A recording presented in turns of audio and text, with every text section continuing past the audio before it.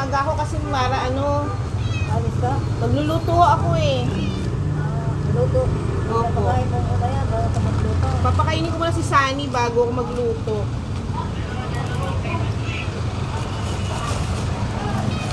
Right, Sunny? Ano na ang board yung mataba? Anong gagawin natin yan, manang? Sabi niyo, di dyan, mayroon naman ang pakain yan. Eh, kasi tayo na tayo. Sabi, kaya mo na sabi mo, may pinapatulong mo yung bata doon. Oo nga. Patulogin mo yung bata doon. Mabait yung isa, yung medyo matama, maitim. Busisi. Wala mo ng sleeper eh. Alam kasi.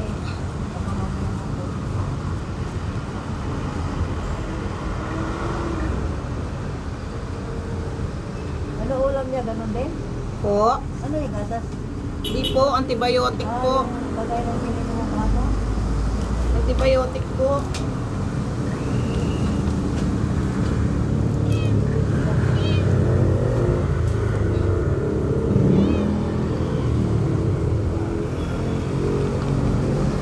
Alam mo, rank ka lang salita lang.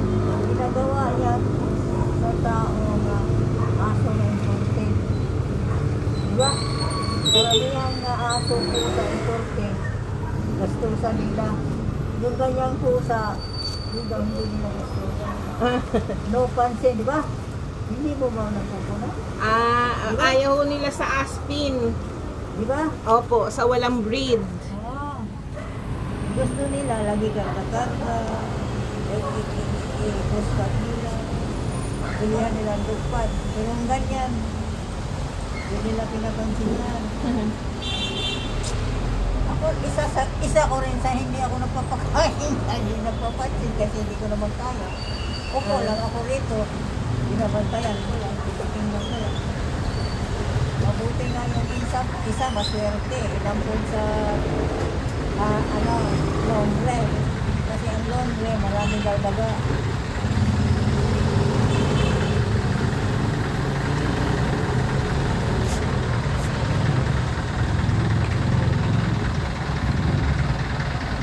Hindi sa ulam ha. Opo. Sari, lagyan natin. At least gumagaling na yung sugat mo. Oh. Tingnan mo, natutuyo na. Sinong magmalasakit yan? Ganyan ang pusa. O, dali na, kain na.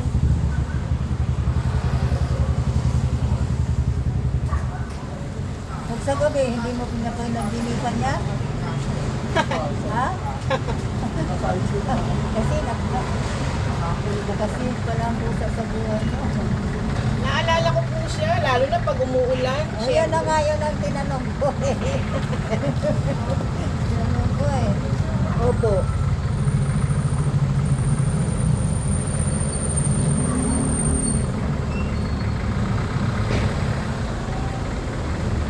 Ayaw niya talaga. Hindi naman siya dito mababasa. Maliban lang kung mamatay. Yan, hindi na mo, nabutan mo siya sa gilid. Ayaw nang ginagamot siya. Nagagalit. Baka makakabdi. Hindi po, malamig po ito sa ano. Natutuyo na nga po eh, oh. Oo nga. Basyalis. Yung gatas at saka ano ba yan sila mo? Paano ng lason? Opo. Yung gatas at saka ano? Yung gatas saan po? Yung pang lason, paano? Ay, Yakult po, tsaka itlog. Iyak ko, at saka ito. Oo.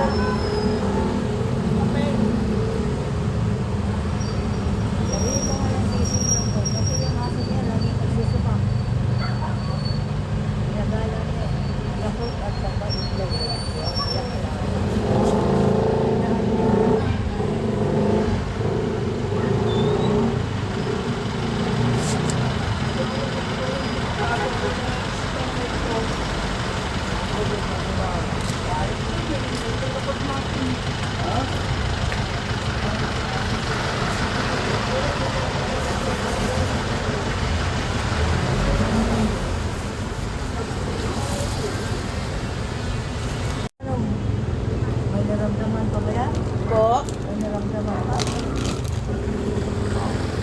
Medyo lumalakas siya.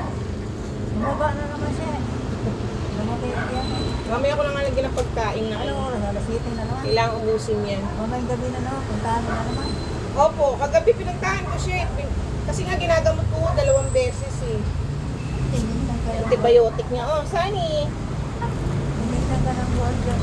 Ha? Tingin lang ka ng buwan dyan. Yan ang nagtatapos. Yan ang nasungit.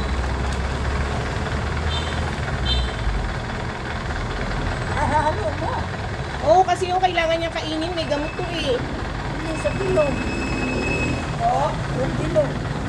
Ano mo sa bilog? Opo, yung ano, dry food. Hindi na kasi gabi nagpapakain ka. Ah.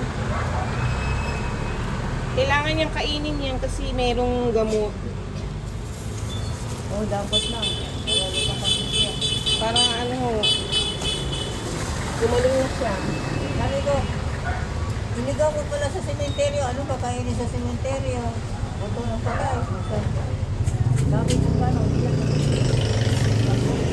Oo, bakit? Sabi ko, huwag mo dalhin yan. Ayaw mo, nagalit din sa pagkakain. Kasi pag dinala niya ang simenteryo yan, di parang niligaw niya. Paano kung mabubuhay yan? Hindi kakain mo yan. Wala ka kayo. Dito, Sunny. Sabi nga, mayroon naman nakatira doon. Kung mayroon nakatira, bibigyan kaya. Eh, alam ba naman yung ulam nila, eh, rigid-rigid. Hindi pwede.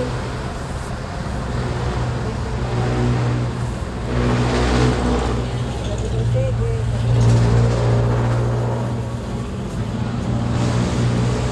Huwag ka mag-ialak yan. Bakit kayo yan? Kahit na. Huwag ka mag-ialak. Kasi malaki na gastos ko yan. Kasi hindi biro magpabili dyan. Magkano isang suko dyan? Ito wala kang pera. Kaya ano lang yan. Ako hindi ko kaya pakainin yan. Oo, totoo yan. Eh, mahal-mahal yan. Eh, magkano lang kita ko sa... Basta gumaling na si Sunny. Nalilibre na ako sa ulan.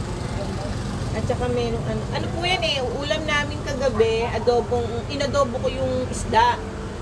Eh kasi, ako mahilig sa isda eh. Ay, ako rin, isda gulay ako. Kaya lang, ang mahal ng isang hiwang isda.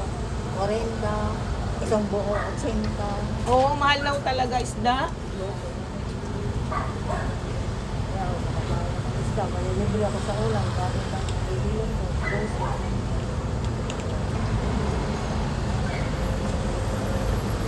Eh ngayon mag-ano ako. Maggagata. Baka bukas yun naman ang dala ko sa Isa na yun isa sa pagkain ng kanin. Opo. Hindi po. Pagka ano po, sasanayin ko siya eh. Oo, kasi para naman tayo Hindi kasi bawal pa kasi sa kanya yung malansa eh. hindi naman yung isda, yung sabaw ng adobo. O yung manok, himay-himayin. Tatry ko kung kakainin niya. Yung manok, himay-himayin, di ba? No, Sunny? Oo. Oh. Ayan pa oh. Kilala mo ito? Yung puta? Sinilit niya. Kilala mo ito ang mabahan niya, ibalik ko.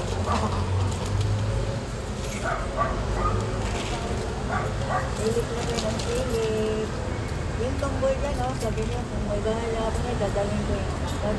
Transit dyan ang big na Sabi ko, saka ka lang magsalita kung may bahay ka. Sabi ko, ginawa eh. Hindi tanggap ko. Sabi ko, oo nga na eh. Dalawin mo lang at bigyan mo pagkain. Hikuin mo. Pero kung sasabihin mo, kung may bahay lang ako, dadali ko, inandiyan ka naman sa house, hindi mo magagawa. Sinabi ko. Diba, huwag kang magalit sa akin. Sabi ko, oo nga na eh. Sabi ko, tingnan mo. Tuwing umaga, dumadaan yan eh. Kasi nagtatrabaho. Sa restaurant, trabaho niyan. Sabi ko, kung sa restaurant, dadali mo yun. Sabi ko, hindi. Restaurant ng Chinese, bawal po ka no. Idala mo ng pagkain. Ano pagkain yan? May budget yan. Medyo nandutuyo na yung sugat ni Sunny. Pinag-antibiotic ko eh. Ano, mood. Hi, Sunny! Sanayin mo sa Tapos na yung wet food niya, yung dry food naman tinitira. Malakas kumain to eh.